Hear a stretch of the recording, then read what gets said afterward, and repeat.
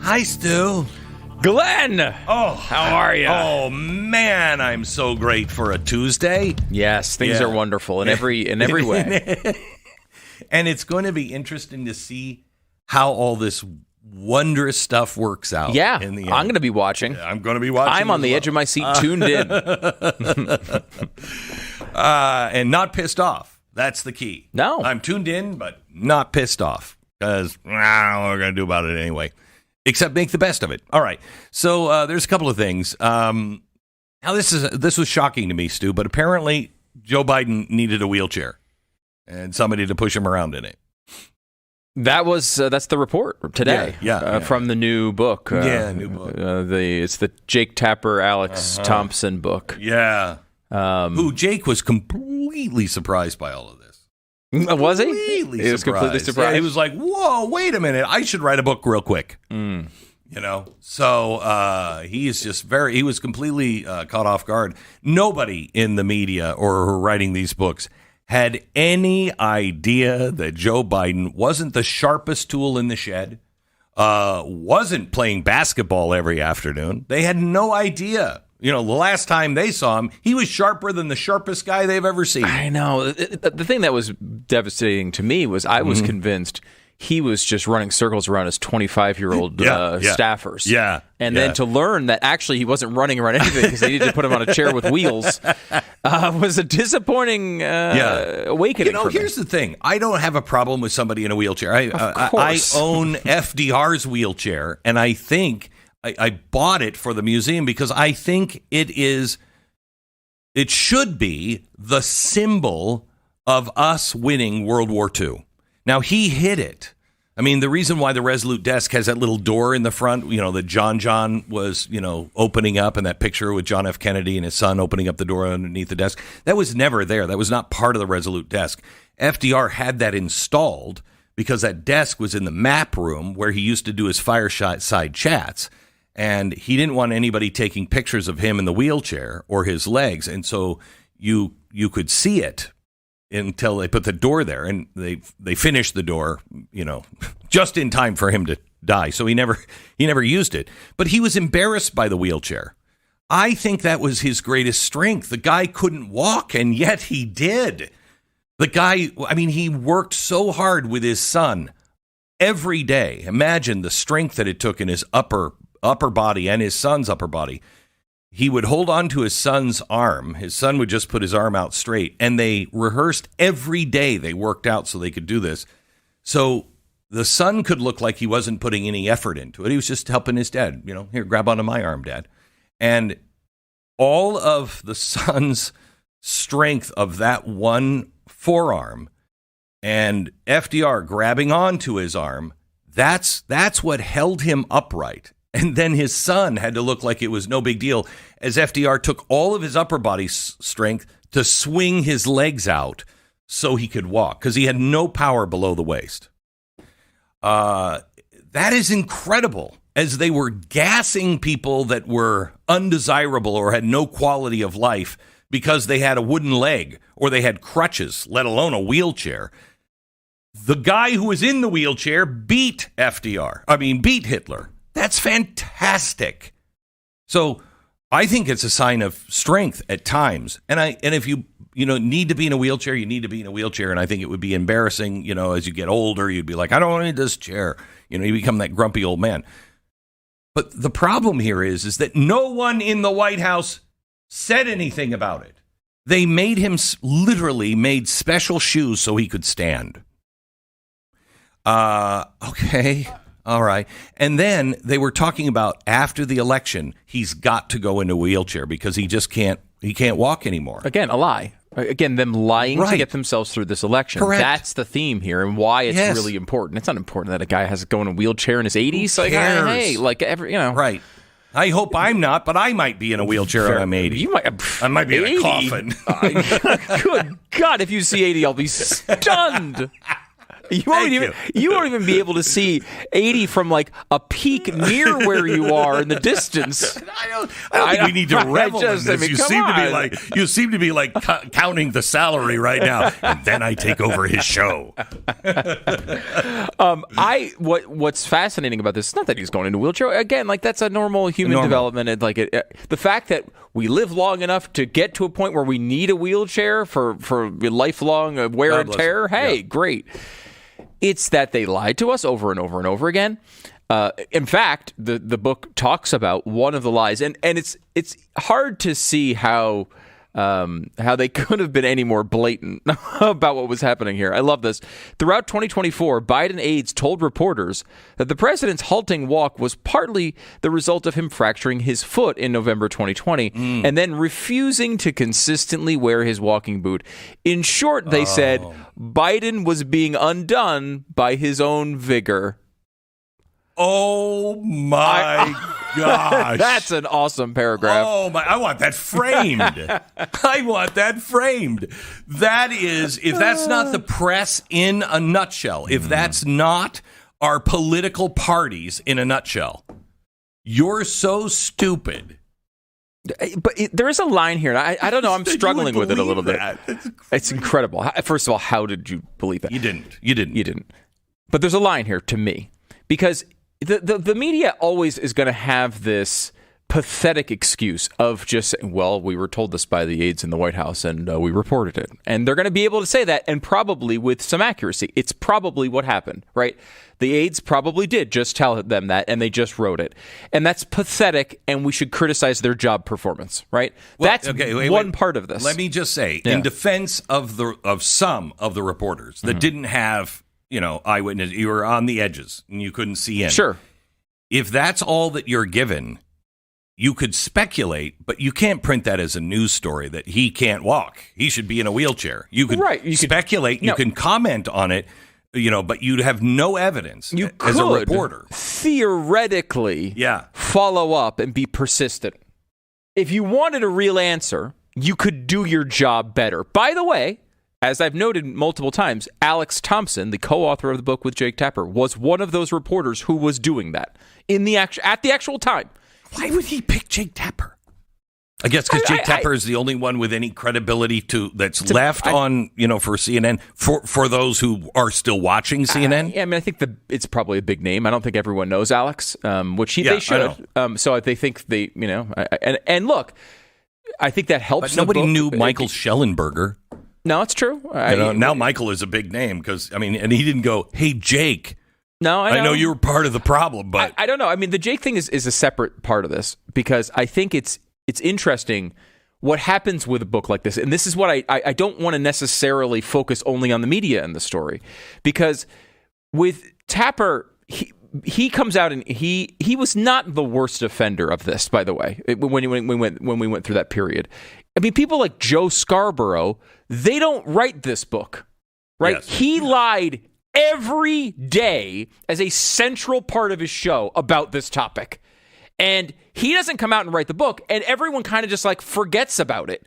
Where Tapper does write the book, and now he's going to be hit over the head over and over and over again because of the one or two clips that are out there, which I would say are somewhat offensive. So I wouldn't mind having Jake, because they asked, "Do you want to have Jake Tapper on?" I'm like, no. But maybe I would. I would like to take that approach and just talk to him about that. Yeah. Because it is one thing, most people just never admit it. And I don't think, has Jake Tapper admitted that, we really did a lousy job? I don't know. I would say this book kind of says that. I'm going to have to, when it comes to reading that, I'm going to have Grok read that book for me. Yeah. I want to read the book. I do. I actually think I'm hopeful, especially with Alex's reporting through this period. Again, we're learning about this wheelchair story from this book. Yes. I actually have some hope that there will be something in there. And, I think we do have this thing. I want to know about the press. I want to know who actually did know, but was keeping it quiet because we can't let Trump win. I want to know that too. However, it's my second priority. My first priority is I want to know every little bit about the people in the White House who are our employees. True. lying to the press about this. The press. Yeah, you're right. That is a bigger priority. I think so. I think there is legitimate protect and defend the Constitution. Criminal activity done by them. Bad reporting is bad reporting. And those people should be punished for their job performance when they have bad. But that's different from what they did in the White House. We went through a period where we basically had no president for a couple of years, and we were constantly being lied to by government employees, which every one of their text messages is part of the government record. No, this is what really makes me so angry. This is, I'm telling you, if Pam Bondi, and it's, I don't think it's her fault. I think it's that the DOJ is so riddled with leftists that they just can't do anything right now. You know, they're still waiting for some more people to be appointed by Congress or the Senate.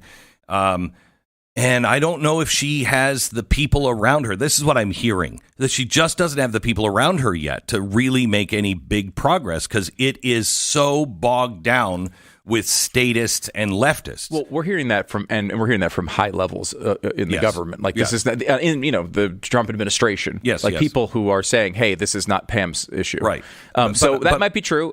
But if they don't fix that, and the president doesn't come out and start to say, "Here's why no progress is being made on these things," because this should be investigated. I don't know if anybody could go to jail over this.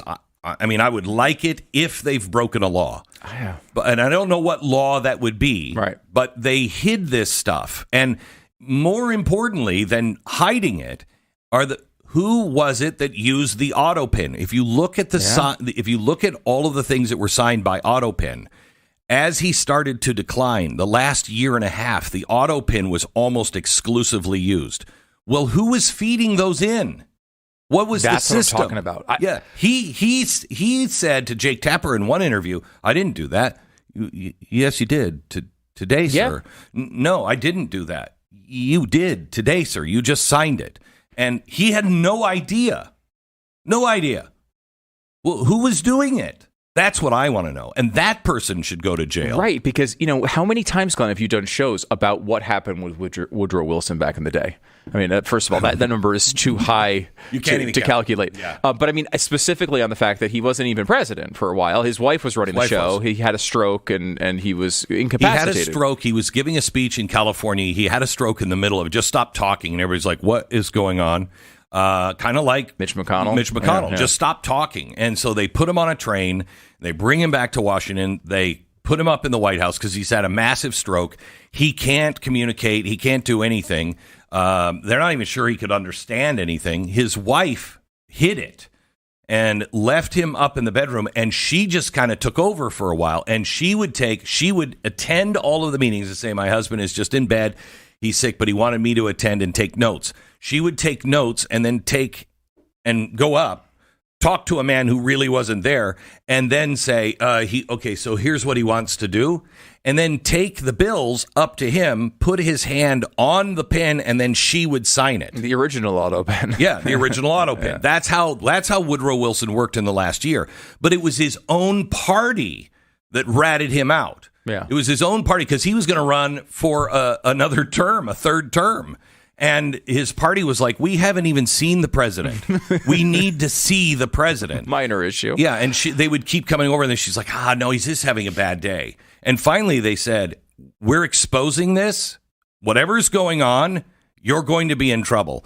And so she brought him down, and he did fairly well, but they knew he wasn't really in charge of his faculties.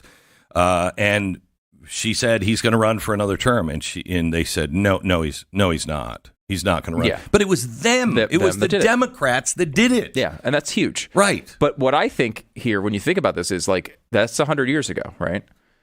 This just happened. This is not a historical, can you believe this could happen in our country? No. This just occurred right here. Right. And if we do not do something about it now, it will occur over and over again. God only knows what could happen. This is not a figurehead position. The president is the one who is the commander-in-chief, makes the decision. The buck stops with him. If you don't know who is at the end of that actually making the decisions, you don't have a country. You really do have an oligarchy where powerful people behind the scenes are the ones pulling all of the strings and levers. All right, back in just a minute. Patriot Mobile. Most people choose a cell phone plan like they choose toothpaste. You know, whatever's on sale, whatever's easy, whatever in front of them. But your cell service isn't just a utility. It is a monthly investment. And the question is, what is that investment funding?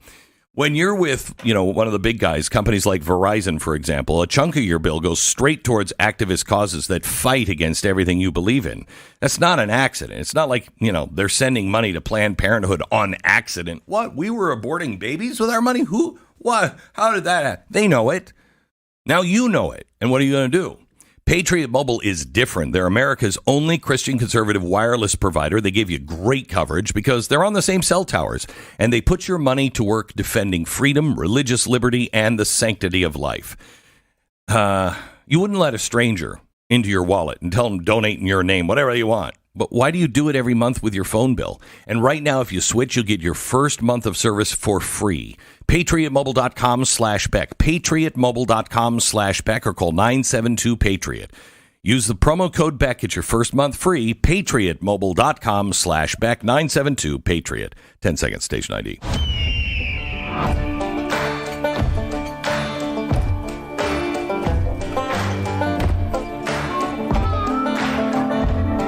So theory here, Glenn, on what's going on here. Tell me if you think this is accurate. They have one shot at this reconciliation bill that's coming up, the big, beautiful bill. Yes. That's right around the corner. They're working very hard on that right now. That is the priority, quite clearly, of what they're doing outside of the day-to-day.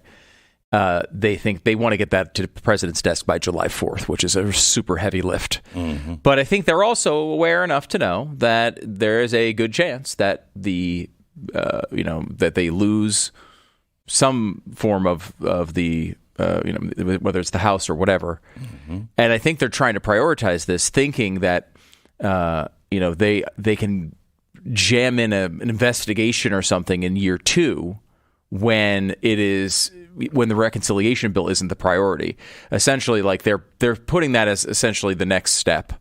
That's good to know that our Congress and Senate can really only focus on one thing. I'm not saying it's a good thing. We wouldn't accept that from any other branch of government. Also, I'm concerned you could get it done in time, and if you lose the House, then the investigation's going to go away. Yeah. So I think, again, these are government employees largely. Some of them are campaign people too, but these are people that you can get these records, you can get these emails, you can get these text messages, you can get their Signal chats. Everyone loves looking at Signal chats these days. Going after those, which are we own them. National Archives. They're National Archives. This is information we own. Yep. They obviously were talking about this. They've shown no ability to restrain themselves when in private. We have to know how far this went. If it may just have been, hey, gosh, he doesn't look good. I don't know. Should we put the guy should be in a wheelchair? And it's just a conversation that they don't talk about. That's not a crime. Not from the people who say, don't ever let a crisis go to waste. Mm-hmm. The ends justify the means. I don't believe that's all it was. I don't either. If that's what it was, that's what it was. Mm-hmm. And we look at this and, wow, that was a crazy time. I can't believe that happened. And we move on. After an investigation, this has to be taken a little bit more seriously. Right now, it's kind of like, gosh, can you believe what they did with Joe Biden? It's like this is a much more serious issue. You literally lost your republic.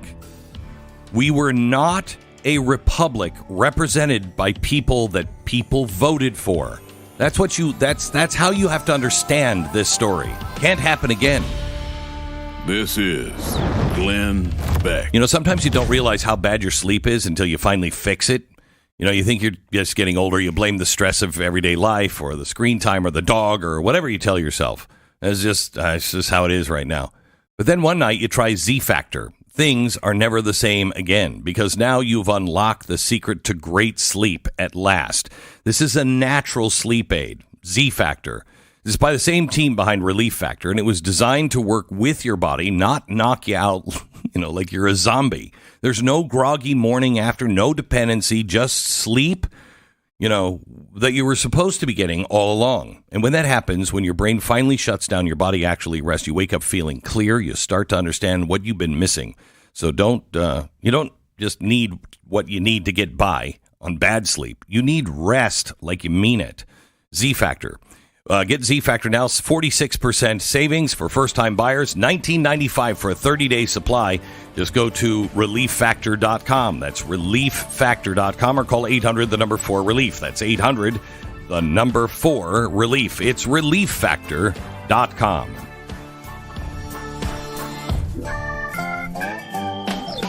If you're tired of the mainstream echo chamber, break out. glennbeck.com has the email newsletter, all the stories we talk about every day. It's at glennbeck.com, and it's free.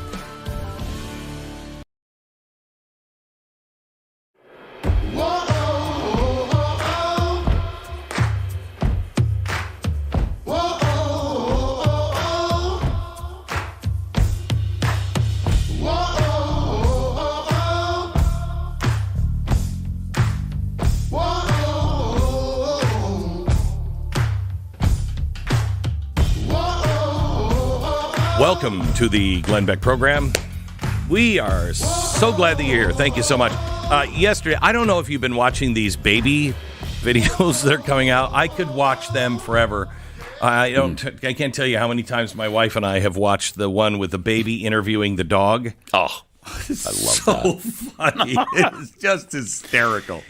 But yesterday, somebody on our staff took something that Stu and I were talking about when it came to the Pope, and Stu said, and this is his real name, he wanted to have Pope, what's Pizzaballa? Pizzaballa, yeah. Pizzaballa. Mm-hmm. And they took it and they put it in baby form. If you're listening to the radio, you're going to miss out on this, but if you're watching us on X or YouTube or Blaze or wherever you're watching us, you're going to enjoy this. Watch. But some now information that is coming from us, and we don't know our butt from our elbow on the conclave. But we're going to talk about it anyway. Can we at least discuss how awesome the names are? Yeah. My favorite right now, I don't know anything about his politics. Pizzaballa. The guy's last name is Pizzaballa. Pizzaballa. Pizzaballa. He's a baller. I love that. That's incredible. I just love it. We're so serious in that discussion. I love it. I know. I mean, it is so incredible. Imagine that couldn't have been done 6 months ago. No, I mean, it looks completely. It looks like real. Mm-hmm. I mean, it looks like as if it's like Hollywood quality, right? Like the new version of what was it? Was it 3 Men and a Baby, or what was the one? Yeah, Look Who's Talking. Look Who's Talking. That's what I'm thinking. And there was do you remember there was some Super Bowl commercial where the baby was talking. Oh yeah, E-Trade. Yeah, E-Trade. Yeah, E-Trade. And remember E-Trade baby. Loved it. And it was really good, but it didn't look like that. No, this looks exactly like these babies are real and they're actually talking. It's incredible. It really is. Have you seen the debate between Joe Biden and Donald Trump? Hold on just a second. Can you put that picture back up of me as the baby? Because I have to bring in a picture of me about that age. It's almost exactly what I look like. Yeah. It's almost exactly what I look like. All right, anyway. The one between Trump and Joe Biden? Yeah, they've been debating for a long time. A lot longer than people would imagine. Really? Yeah. Really? Okay, Go ahead, roll that. Mm-hmm. There are 40% fewer people coming across the border illegally. That's better than when he left office. And I'm going to continue to move until we get the total ban 80 years ago. On the total look at his eyes and relative to what we're going to do with more border patrol and more asylum officers. I really don't know what he said at the end of that sentence. I don't think he knows what he said either. Look, we had the safest border in the history of our country. That $2 trillion tax cut benefited the very wealthy. What I'm going to do is fix the tax system. For example, we have 1,000 trillionaires in America. Billionaires in America. And what's happening? They're in a situation where they, in fact, pay 8.2% in taxes. If they just paid 24%, or 25%, either one of those numbers, they'd raise $500 billion, I should say, in a 10-year period. We'd be able to wipe out his debt. We'd be able to help make sure that all those things we need to do. It's remarkable. And notice it's because you just feed it in and it produces this. Did you notice that it had Joe Biden's eyes? The facial expression. How do you get it to take on the appearance of the person you're... I think it's just taking their face, digitizing it, and then de-aging to a baby state. I will say, Wow. Biden even looks old as a baby. Yes, he does. Which is incredible. Yeah. I mean, there are babies that look a little like Winston Churchill. You know what I mean? They're like, Rogers. You're like, okay, he needs to burp. It's amazing. I just love it. Anyway, let's talk a little bit about the plane that Donald Trump has been offered by the Qataris. Yeah. I have to say a big no on that. Yeah, me too.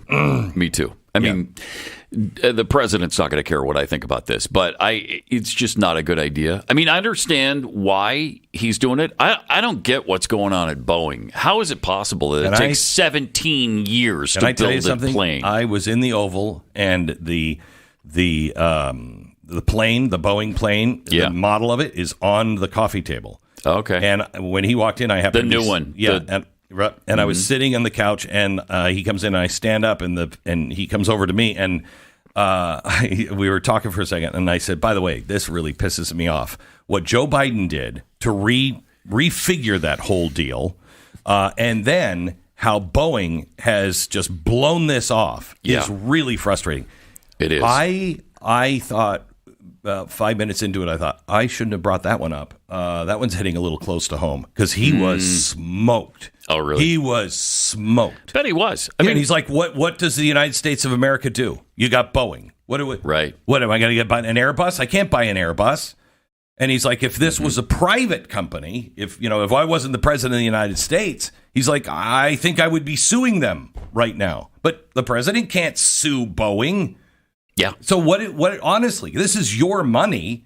What do you do? Not only that, you know what the contract was? $3.9 billion. And they say that's not enough. I know. They can't finish it for that. I know.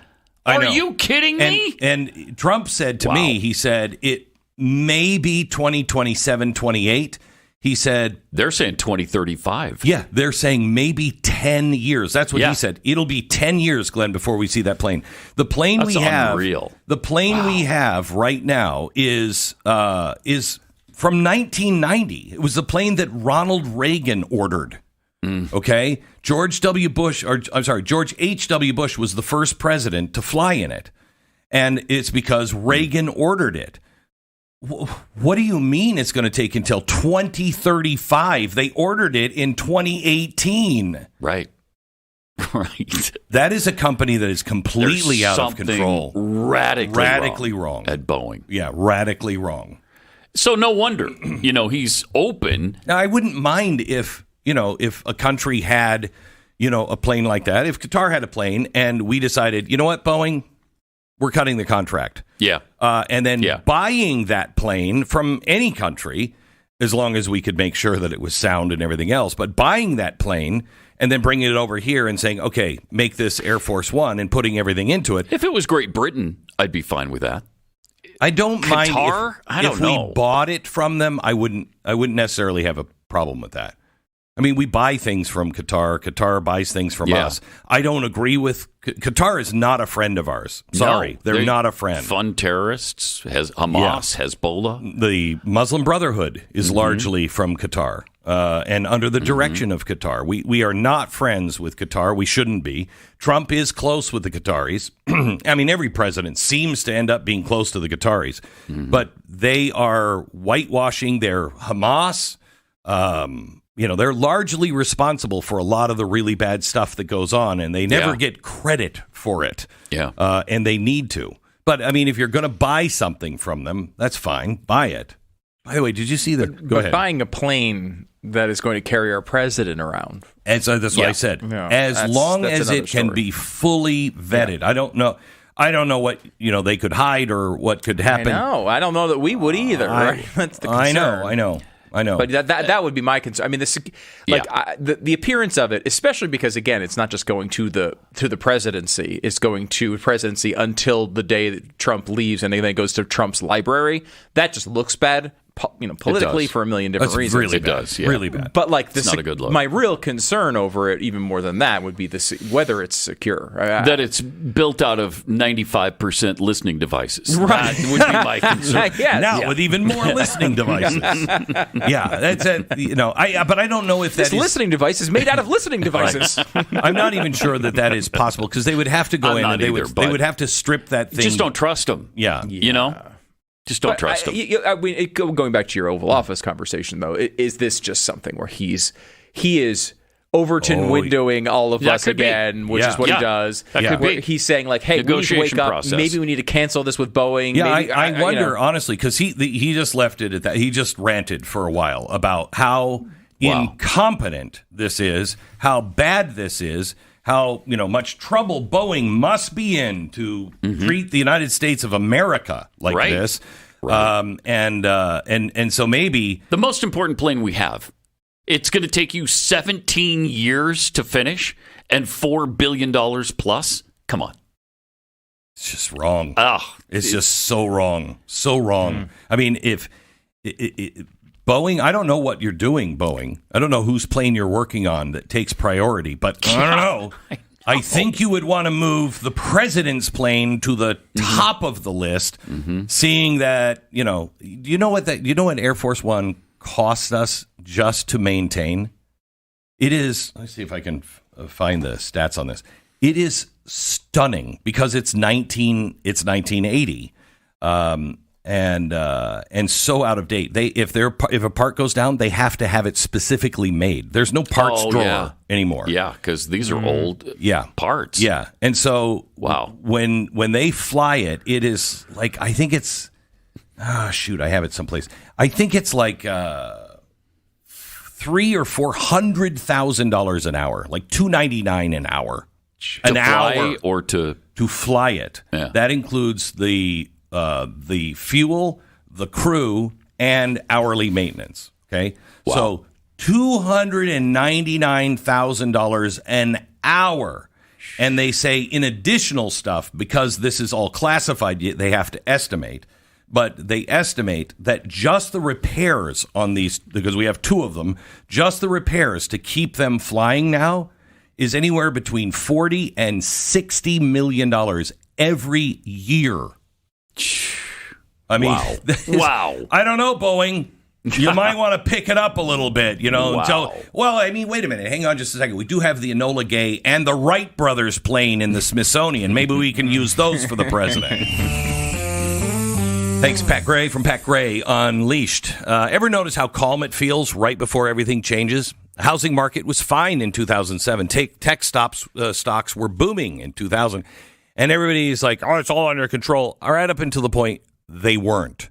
Same thing is happening now. The debt, inflation, the global instability. I'm going to talk about what's happening in Europe and what's happening in England. It is really not good, the news that is coming out of there today. But I'm telling you, it might feel calm and safe right now, but it could go away quickly.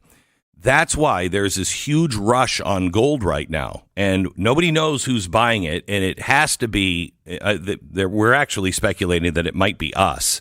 Thank God, I hope it is, that's buying up, bundles and bundles of gold, pounds of gold, because China already did it, Russia already did it, the rest of the world, their central banks already did it. Maybe we did it as well. If you're looking for a sign, you might want to look at the price of gold. It's insane right now, and it's only going up.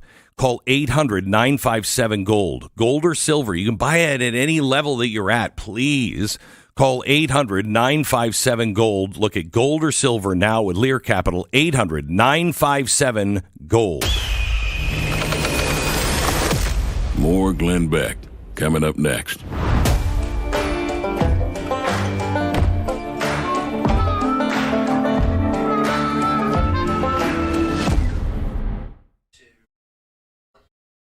One of the first things Glenn taught me when I was writing comedy was don't use the word underwear, use the word underpants. Because it's a funnier word. It's a funnier word. It is. Underpants is funnier than underwear. A company now has improved on it. Gunderpants. Yes, Gunderpants. This is brand new. Gunderpants. This is incredible. It's an innovation born from battlefield wisdom, yet perfect for civilian life. Imagine carrying your firearm within the comfort of your favorite undergarments. Yes. So that is a pistol in your pocket. It is a pistol in your pocket. It transforms this concept into reality through tactical leisure design created by Army Rangers who understood that everyday carry should never compromise comfort or security. The genius lies in the proprietary waistband system that cradles your weapon. In more ways than one. Against your body like a protective embrace. Traditional holsters dig into your flesh and they telegraph your preparedness to the world. Gunderpants eliminates these telltale signs by distributing weight across your waistline, while the retention system keeps your firearm stable, whether you're sprinting through a park or sitting through a lengthy meeting. I want one. I want a pair of those. They are cool. They are really cool. Many Americans leave their protection at home because, sometimes it can be unbearable after hours with the old school ways. The Rangers who developed Gunderpants face the same challenge. I'll tell you about that. It's Gunderpants.com. Use the promo code BLAZE for 10% off your first order. Gunderpants.com. Promo code is BLAZE. Get them now. Gunderpants.com.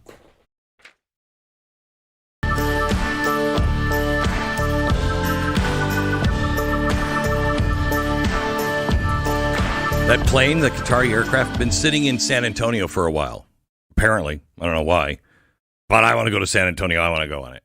Yeah, we can make use of that, right, Glenn? I mean, I think a lot of times people they'll just park their old cars around or whatever, and they think that and if they sit there too long, they don't run. So we will make sure to make some use of that over the next few weeks. It would be cheap to do that too. Mm-hmm. I just love to see it, but it's sitting there. Here's the president talking about it.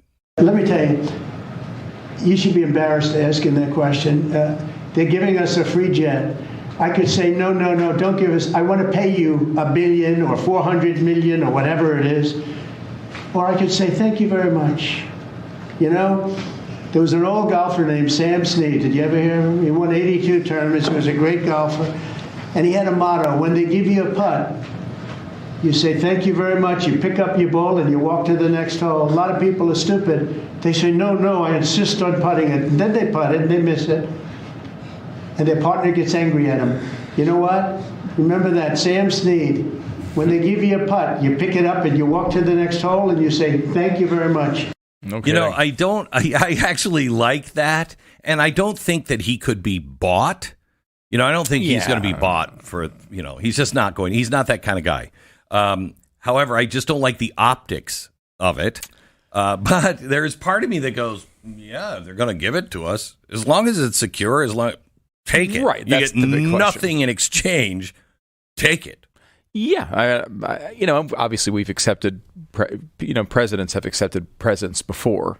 The issue is they usually go into the archives or whatever, right? So the thing I don't like about it is if he takes it, it's not going to him.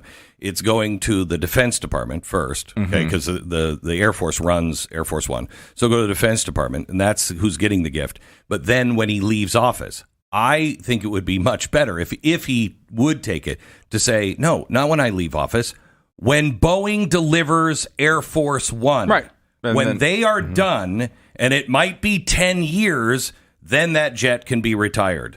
But until that time, it belongs to the United States and the people of the United States. That would be the thing for him to say and do that would soften it. But I think if you really don't think he should have it or take it, you really need to look up what the cost of these two planes are that we are getting from Boeing and the cost of what the two old planes are costing us to keep it in the air. And it's not good. The president, I don't think, is safe he's safe, but this is 1990s. This plane is from 1990. Okay. So it's way out of date. With that being said, it's fine. The president can go in an old plane. But if you really don't want him to take it, then you should put the heat on Boeing. Shouldn't be on the president. It should be on Boeing. And I feel, what the hell are you doing, Boeing? I don't know. I could be wrong on this, but that's what it feels like to me. Is that this is his way of turning up the heat on Boeing? That would, you act like he's such a good negotiator. You're acting like he always moves the Overton window on things. He certainly does. He does. Yeah. Well, what are you doing, Boeing? I mean, the outrage really should be on Boeing today. Let's save your outrage on see if he actually takes it or if this is a ploy. But everyone should be paying attention to Boeing. You've taken our money. Where's the plane? This is Glenn Beck.